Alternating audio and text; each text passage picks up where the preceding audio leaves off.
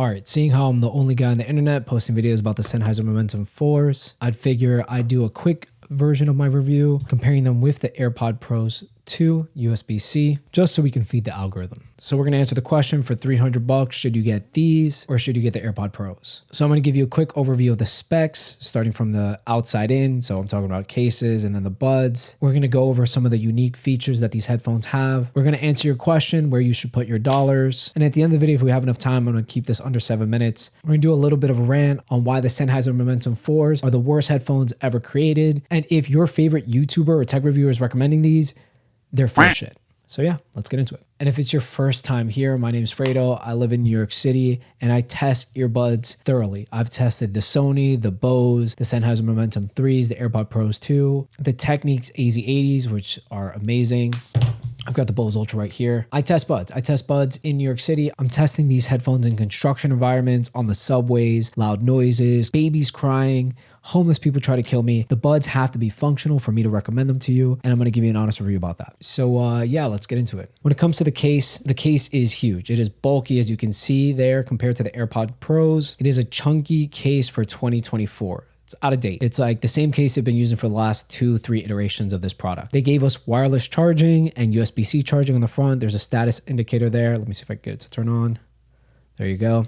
And then the AirPod Pros have USB-C charging. This is the Lightning version. The USB-C one is actually at my apartment uptown. This is my girlfriend's place. USB-C charging on the AirPod Pros is not the only way to charge it. You can also do MagSafe, like your Apple Watch MagSafe, and then wireless charging as well. So there's 3 ways to charge this guy. Besides that, there's no innovation on the Momentum case. The Sennheiser Momentum case has no additional upgrades. They don't have a Find My feature. They don't have a speaker to utilize that. They're just a case, a charging case. They're saying that this gives you about 30 hours of battery in totality, which is actually pretty good. And then AirPod Pros, USB-C, I'll put the battery life here. Quick rundown on the buds. They have the same 7mm driver as the OG ones. They've got 6 mics, which help with voice pickup, and they're new low noise floor mics. They have an IP rating of 5.4, which is splash and dust resistant, but again, you don't want to submerge these or get caught in the rain. They've got Bluetooth 5.4, allegedly, a low latency audio mode, which if you game, that matters to you, doesn't to me. Qualcomm aptX, and Qualcomm aptX Adaptive, which means that it should be good at handling loud noises and improved noise canceling, and by association, aware mode. And then the codecs that these can do is AAC.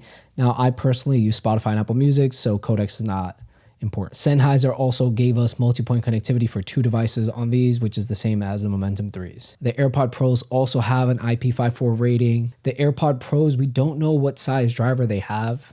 Apple's kind of hush about it. Apple has their own flavor of multi-point, which gives them almost unlimited multi-point if you're in the Apple ecosystem. So your iPhone, your iPad, your Mac, so easier to switch on this. When it comes to the bud style, the Apple AirPod Pro is your classic and iconic stem design. It gives you a pressure sensitive control area, while the Sennheiser is your wing style bud. Now this wing style bud, it's a very subtle wing at the top right there. As you can see, the Sennheiser bud is significantly more chunky, and you definitely feel that these buds actively fight my ear and push them out because of the chunkiness, and they're not super ergonomic.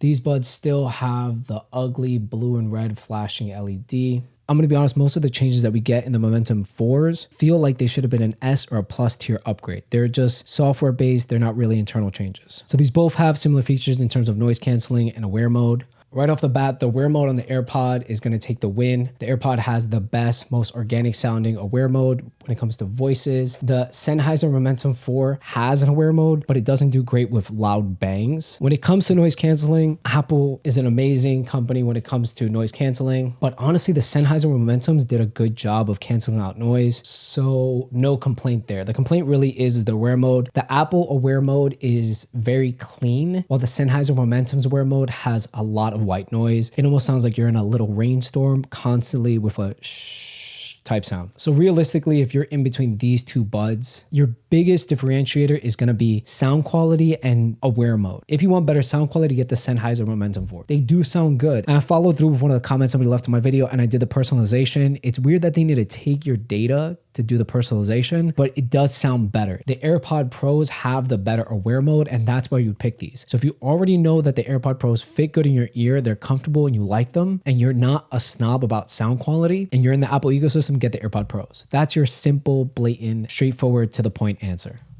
So yeah, quick recap. If you love the Momentum 3s, you're going to love the Momentum 4s because they are the exact same buds.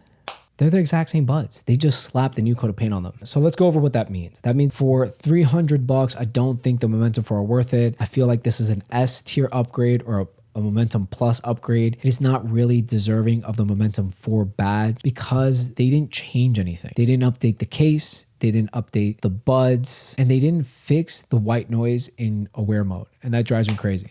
And of course, people are going to ask, did they fix some of the software, hardware related issues with these buds compared to the Momentum 3s? So far, I haven't had any connection issues in terms of Bluetooth connectivity, but I did have like a little whine in the left ear when I'm in aware mode and it's on high, which let's see if that disappears or if it stays there. So there's your unbiased review of the Sennheiser Momentum 4s and the Apple AirPod Pros. And now we're going to go to the part that's harsh. Demon time. If you know a little bit about these industries, you can tell right off the bat that there's a problem with this product. The architecture that these run on is outdated, and they're just bootstrapping features onto this platform, trying to keep it relevant without actually innovating any technology. At $300, this product is a joke. There are $200 budget options, $150 budget options that sound and perform better than this in 2024. And again, I say this as somebody who never expects any product to be sent from him from Sennheiser, but they kind of fell off, and this is a cash grab of a product. And if you don't agree with me, it's probably because you haven't tested out a majority of buds. And again, I have a healthy rotation that I try out to see if the updates that the companies provide actually improve the products, and I share that info with you. So ultimately, don't spend your hard-earned money on these. I regret spending my hard-earned money on these. Get something else like the Technics AZ80. These buds are amazing. They sound good. They look good. They have 3-point multi-point connectivity. They have a really good EQ. And if you want to watch a review on this, check out my channel. I have tons of reviews of all the headphones you can think of. I'll probably link it in the description. If you want to buy the headphones, use the link in the description as well. Like, comment, subscribe, and I'll see you on the next one.